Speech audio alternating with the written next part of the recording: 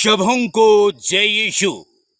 ख्रिस्त में प्यारे मसीही भाइयों एवं बहनों, आज हम जानेंगे कि हम ईश्वर को कैसे प्राप्त कर सकते हैं। ईश्वर को प्राप्त करने का एकमात्र साधन है, एकमात्र जरिया है प्रार्थना। जब हम प्रार्थना में जीवन अपनाते हैं, जब हम हमेशा पिता परमेश्वर से प्रार्थना करते हैं, प्रभु यीशु के नाम पर अपनी आवश्यकताओं के लिए प्रार्थना करते हैं, तब हम ईश्वर के बिल्कुल करीब चले जाते हैं। प्रार्थना का तात्पर्य है ईश्वर के साथ संबंध स्थापित करना, ईश्वर के साथ बातचीत करना, ईश्वर के साथ वार्तालाप करना। जब हमारा जीवन प्रार्थनामय होगा, जब हम लगातार सदैव प्रार्थना करते रहेंगे, तब ईश्वर हम में निवास करेगा और हम ईश्वर में निवास करेंगे। लेकिन ख्रिस्त में प्यारे मसीही भाइयों एवं बहनों, हमारा जो जीवन है ये प्रार्थना में जीवन नहीं है और इसी कारणवश हम पिता परमेश्वर से दूर चले जाते हैं, यीशु मसीह से दूर चले जाते हैं और ईश्वर में हमारी आस्था नहीं बनी रहती है। जब हम प्रार्थना करें तो हम कमरे में बंद हो जाएं, एकांत में प्रार्थना करें, भक्ति पूर्वक प्रार्थना करें। लेकिन हम प्रार्थना करने जानते नहीं। आजकल हम इन दिनों प्रार्थना को मजाक बनाए हुए हैं। प्रार्थना जब करते हैं तो मोबाइल फोन बजते रहता है, हम सांसारिक दुनियाओं में भटके हुए रहते हैं, हमारा मन विचलित हो जाता है, हम तरह तरह के ख्यालों में लगे हुए रहते हैं और इस तरह से हमारी जो प्रार्थना है ईश्वर पिता तक नहीं पहुंच पाती है। इसलिए जब हम प्रार्थना करते हैं तो हम अपने को निर्मल, शुद्ध और पवित्र बनाएं और एकांत में जाकर प्रार्थना करें। चाहे हम कमरे में बंद होकर भक्ति भावना के साथ प्रार्थना करें, श्रद्धा पूर्वक प्रार्थना करें। पिता परमेश्वर हमारी प्रार्थना जरूर सुनेगा।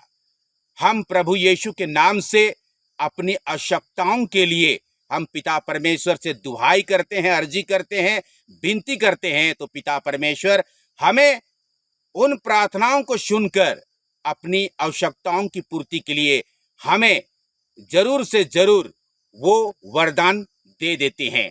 लेकिन हम प्रार्थना में जीवन से दूर भागते हैं और इसी कारणवश हम नरक के अधिकारी बन जाते हैं और शैतान के गुलाम हो जाते हैं। तो भाई और बहनों, आज से ही आप लोग प्रार्थना में जीवन व्यतीत कीजिए।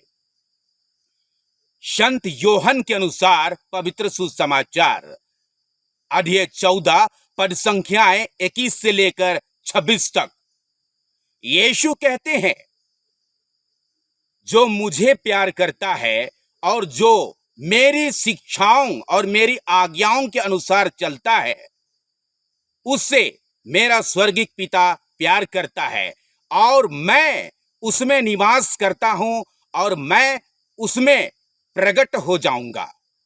ख्रिस्त में प्यारे मसीही भाइयों एवं बहनों, माता एवं पिताओं एवं मेरे छोटे प्यारे प्यारे बच्चों, यीशु मसीह ने खुद कहा है कि यदि हम उनकी शिक्षाओं और उनकी आज्ञाओं के अनुसार चलते हैं, हम लगातार प्रार्थना में जीवन व्यतीत करते हैं और हम यीशु को प्यार करते हैं, तो निश्चय ही ईश्वर हम में निवास करता है और यीशु हम पर अवश्य प्रकट हो जाएंगे। तो ख्रिस्त में प्यारे मसीही भाइयों एवं बहनों, आज से ही हम प्रार्थना में जीवन आरंभ कर दें। प्रार्थना करने से हमें ईश्वर के द्वारा आशीष मिलता है, कृपा मिलती है, हमारा जीवन खुशियों से भर जाता है और हम आनंदमय हो जाते हैं और हमें पवित्र आत्मा का वरदान मिलता है।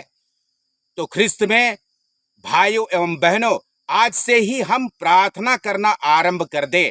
हम अपने शत्रुओं के लिए, हम अपने मित्रों के लिए, हम अपने पड़ोसियों के लिए और अपने लिए, अपनी आवश्यकताओं की पूर्ति के लिए पिता परमेश्वर से प्रार्थना करें। और पिता परमेश्वर से हम प्रार्थना करेंगे तो प्रभु यीशु के नाम से ही हम अर्जी, दुहाई और निवेदन करेंगे, तो पिता परमेश्वर हमें अवश्य ही हमारा निवेदन स्वीकृत करेंगे और हमारी आवश्यकताओं को पूरी करेंगे। तो आज से ही हम प्रार्थना में जीवन व्यतीत करें। हमें ईश्वर के द्वारा आशीष मिलेगा, कृपा मिलेगी और शांति मिलेगी, हमें खुशियां मिलेगी, हमारा जीवन आनंदमय हो जाएगा और ईश्वर में हमारी आस्था बनी रहेगी, ईश्वर हम में बने रहेंगे और हम ईश्वर में बने रहेंगे। तो ख्रिस्त में प्यारे मसीही भाइयों एवं बहनों, यदि हमारा जीवन प्रार्थना में नहीं होगा तो हम ईश्वर से दूर चले जाएंगे और शैतान के गुलाम बनकर हम जीवन भर के लिए नरक राज्य के अधिकारी बन जाएंगे। तो आज से ही आप लोग प्रार्थना में जीवन व्यतीत कीजिए और पिता परमेश्वर और यीशु मसीह के संग आनंदित होइए, खुशी मनाइए और सदा ईश्वर को अपने साथ रखिए और इस तरह से हम ईश्वर को प्राप्त कर सकते हैं। तो ख्रिस्त में माता पिताओं एवं भाई बहनों, आज हमने जाना कि हम ईश्वर को कैसे प्राप्त कर सकते हैं।